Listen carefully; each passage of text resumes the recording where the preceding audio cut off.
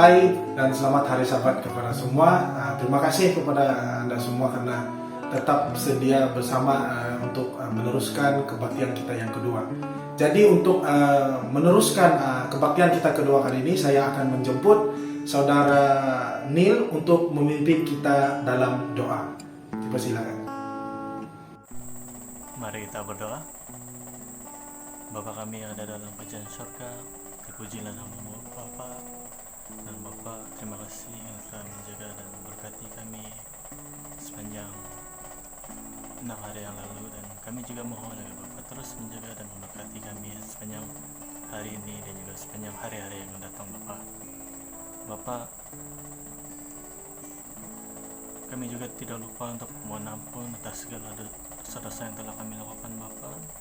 Dan Bapa, kami juga mohon agar Bapa terus menjaga dan memberkati kami dan juga memimpin kami sepanjang apa yang akan kami lakukan Bapa. Bapa, pada saat ini Bapa, kami akan mendengar firman-Mu, dan kami mohon agar Bapa memberkati dan membuka hati dan pikiran kami Bapa. Begitu juga dengan pengkhotbah kami Bapa, kami mohon agar Bapa memberkati dia, dan biarlah apa yang akan kami pelajari sebentar nanti akan kami dapat praktikkan dalam hidup kami Bapa. Dan Bapa, kami juga tahu Bapa lagi mengetahui apa yang kami perlukan, dan semuanya itu kami serahkan dalam tangan-Mu Bapa. Dan Bapa, terima kasih sekali lagi karena telah mendengar doa ini. Semuanya ini kami serahkan dalam nama Yesus Kristus yang diam dalam kerajaan surga. Amin. Jadi untuk meneruskan kita punya acara kebaktian kedua ini,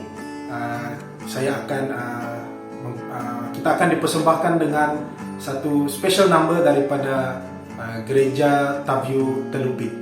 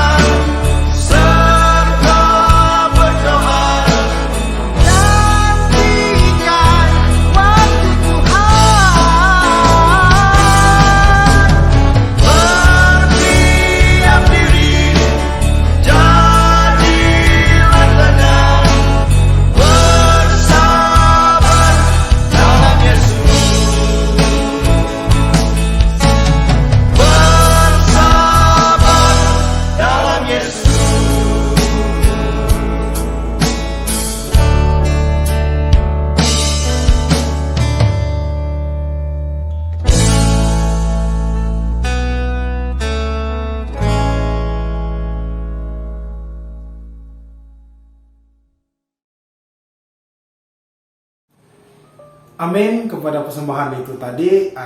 Berharap ia menjadi satu penghiburan untuk kita semua pada hari yang suci ini. Jadi seterusnya saya akan memberi ruang dan waktu untuk pembicara kita, yaitu saudara Luis. Tetapi sebelum itu saya akan membacakan satu ayat daripada Matius 5 ayat 8, di mana ia mengatakan, berbahagialah orang yang suci hatinya, karena mereka akan melihat Allah. Jadi saya akan serahkan masa ini untuk pembicara kita, Brother Luis. Selamat pagi dan selamat hari Sabat. Jadi pada Sabat ini giliran saya untuk menyambung siri khotbah di Bukit yang kita sudah lakukan sepanjang kuartal ini. Jadi giliran saya adalah dalam Matius 5 ayat 8 seperti yang telah Dito bacakan sebentar tadi. Berbahagialah orang yang suci hatinya, karena mereka akan melihat Allah. Jadi dalam ayat ini ada dua kata kunci yang saya sendiri pikirkan, yaitu suci hatinya dan juga melihat Allah. Bagaimana dua perkara ini akan saling menghubung-kaitkan satu sama yang lain. Baiklah, kita akan melihat satu persatu, kita kupas satu persatu. Suci hatinya, dalam arti kata lain ada maksud yang sinonim ataupun sama arti adalah perkataan kudus. Dua perkataan ini sering digunakan, yaitu suci dan kudus di dalam Alkitab. Suci ataupun kudus, kalau saya search secara translation dari kamus, ia bermaksud dalam English dia katakan dedicated, consecrated to God. Ataupun dalam bahasa Melayu kita boleh translate kepada dedikasi ataupun pengabdian diri kepada Tuhan. Jadi apa yang dimaksudkan tentang kesucian dan kekudusan ini? Sebelum kita masuk lebih dalam, kita akan lihat beberapa contoh, beberapa cerita Alkitab tentang bagaimana seorang manusia melihat kemuliaan Tuhan. Baiklah, kita bawa ke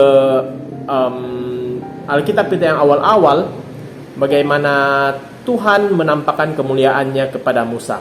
Kita jangan cerita pasal zaman Adam, zaman Henok. Pada masa itu mungkin manusia belum lagi cukup berkembang, tidak ramai lagi orang berbanding dengan zaman Musa. Jadi kita akan lihat bagaimana Tuhan melihatkan kemuliaannya kepada Musa.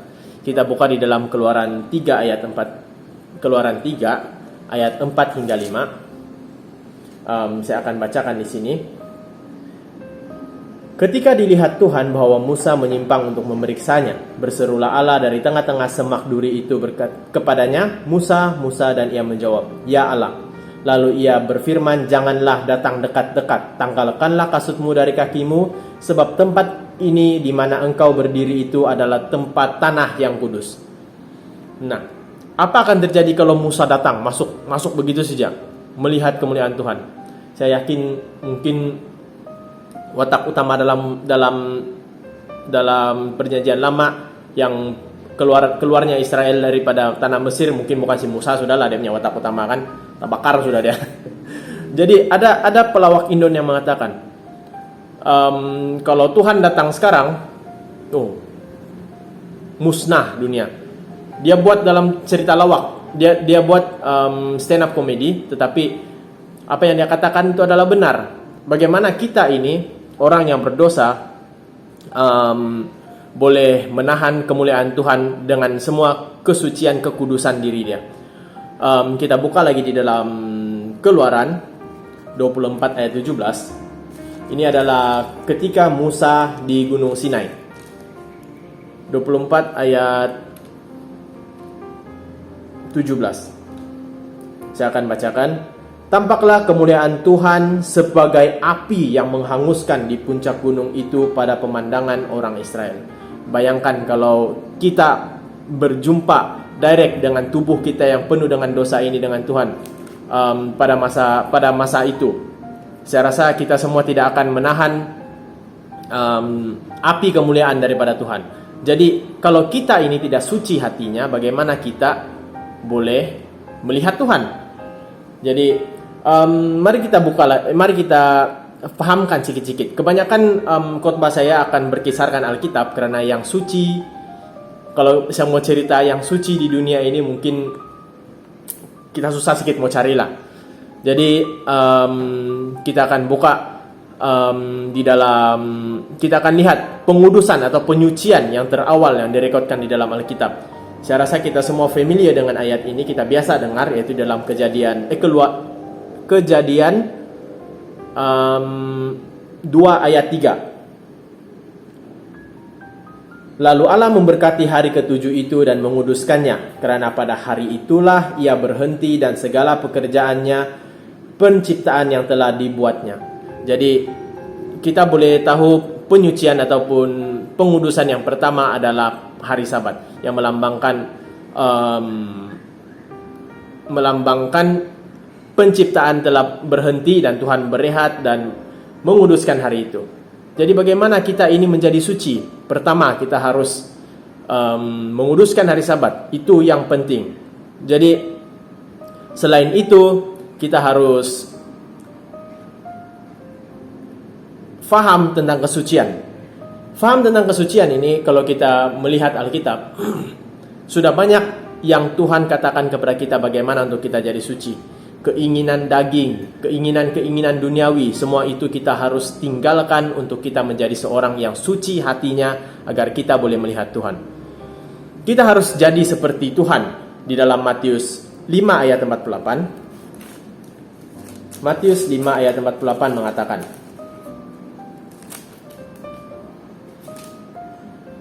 karena itu haruslah kamu sempurna sama seperti Bapamu yang di surga adalah sempurna. Saya buka lagi dalam 1 Petrus 1 ayat 16. Ia katakan di sini, sebab ada tertulis, kuduslah kamu sebab aku kudus. Ini semua yang dikatakan oleh Alkitab tentang kekudusan Tuhan. Bagaimana kita harus coba menjadi kudus. Tetapi kita tahu dalam dunia yang berdosa ini memang boleh dikatakan memang mustahil untuk kita jadi kudus sepenuhnya. Tetapi kita harus ingat, Tuhan sudah mati untuk kita. Yesus sudah mati untuk kita. Dan darah Dia telah menebus dosa kita. Dan kalau kita mahu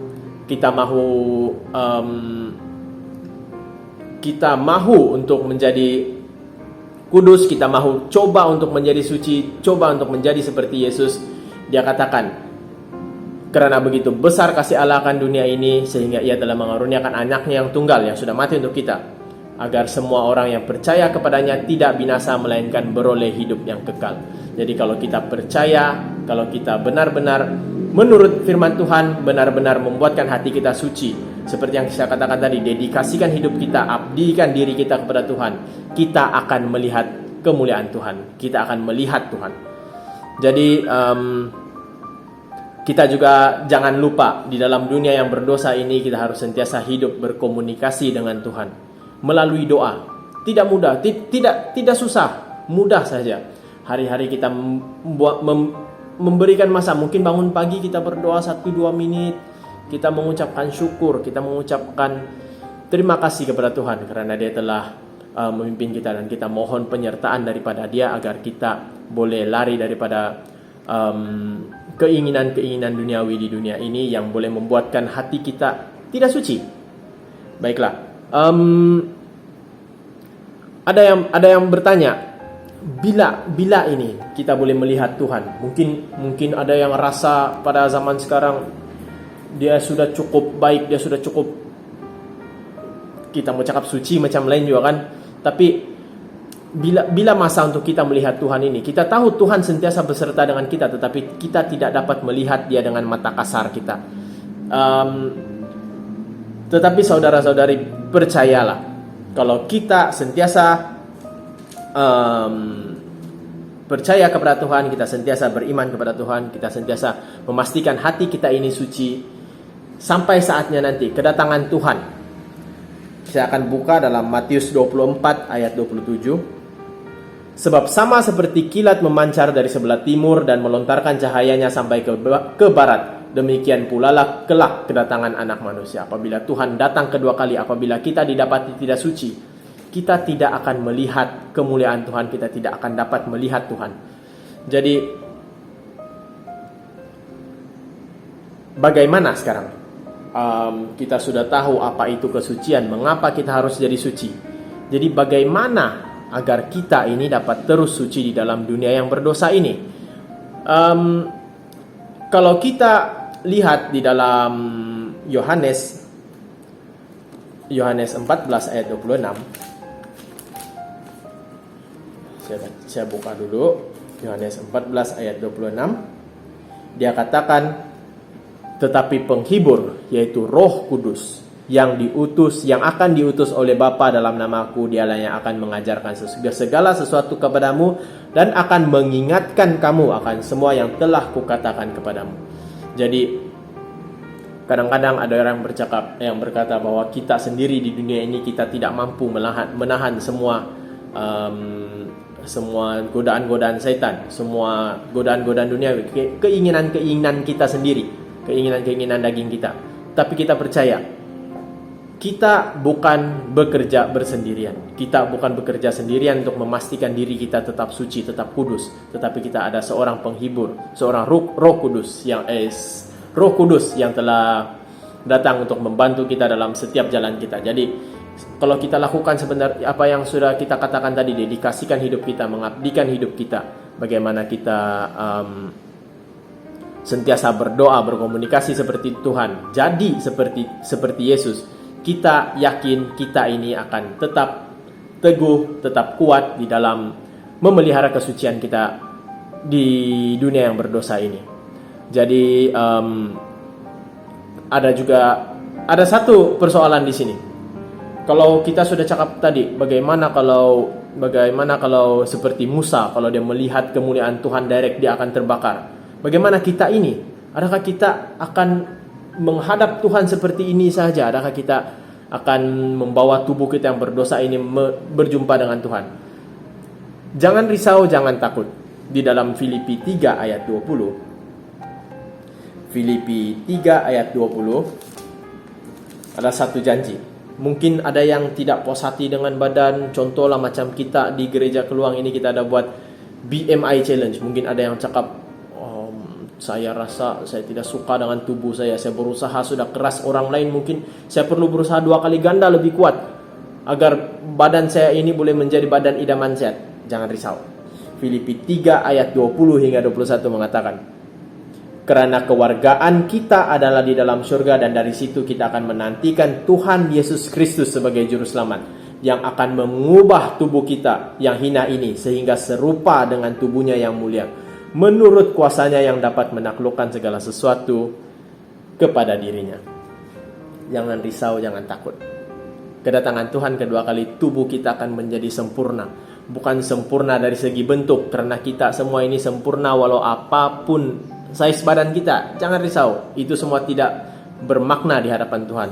Tetapi apabila kedatangan Tuhan kedua kali, tubuh kita akan menjadi suci. Tubuh kita akan diubah sepenuhnya agar kita boleh melihat kemuliaan Tuhan. Jadi di dalam dunia yang berdosa ini marilah kita semua tetap berusaha untuk menjadi kudus, menjadi suci di dalam Tuhan. Kita sudah ada teladan Yesus Kristus, apa yang dia lakukan. What would Jesus do? Apa yang Yesus akan lakukan di dalam situasi-situasi di dunia ini. Adakah dia akan lakukan ini? Adakah dia akan lakukan itu kalau dia berhadapan dengan situasi ini? Itu yang kita harus pikirkan, agar kita boleh memastikan hati kita, diri kita ini sentiasa suci. Seperti yang dikatakan dalam ayat inti kita tadi, Matius 5 ayat 8, berbahagialah mereka yang suci hatinya, karena mereka akan melihat Allah. Jadi pesan terakhir di sini kita akan buka di dalam 2 Petrus 3 ayat 14. 2 Petrus 3 ayat 14.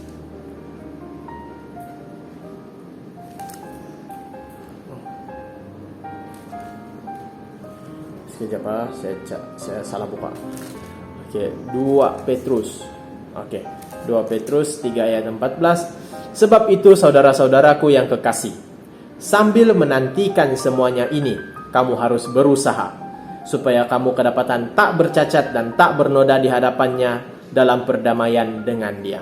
Jadi apabila kedatangan Tuhan yang kedua kali nanti, biarlah hati kita tetap suci agar kita boleh melihat kemuliaan Tuhan, kita boleh melihat kesucian Tuhan. Dan yang lebih baik lagi, janji yang terbesar bagi kita adalah kita akan masuk ke dalam kerajaan surga yang telah Dia sediakan buat kita. Kita akan bersama-sama dengan Tuhan, bukan saja melihat Dia, tetapi kita akan berada di sisi Dia, memuji nama Dia. Kita akan bersama-sama dengan Dia. Jadi sementara di dunia yang berdosa ini, marilah kita memastikan hati kita suci, kita sentiasa mengabdikan diri, dedikasikan hidup kita kepada Tuhan, agar kita dapat melihat Tuhan bahkan bersama-sama dengannya. Jadi itu sahaja daripada perkongsian daripada saya untuk sahabat ini. Terima kasih karena sudah mendengar. Tuhan memberkati. Stay safe. Amin kepada perkongsian firman Tuhan itu tadi daripada saudara Luis. Berharap kita dapat mengambil pelajaran itu sebagai sebuah didikan di dalam hidup kita. Jadi seterusnya acara kebaktian kita akan teruskan dengan doa penutup yang akan dipimpin oleh Brother Ray. Kita berdoa. Bapa kami yang berada di dalam kemuliaan surga, sebentar saja tadi kami telah mendengar santapan rohani yang telah diberikan oleh Brother Luis. Kiranya Engkau terus memberkati kami agar apa yang kami telah pelajari kami dapat gunakan di dalam kehidupan seharian kami sebagai seorang umat Kristen, dan juga terus menguatkan kami lagi sementara kami tunggu kedatangan-Mu yang kedua kali. Bapak,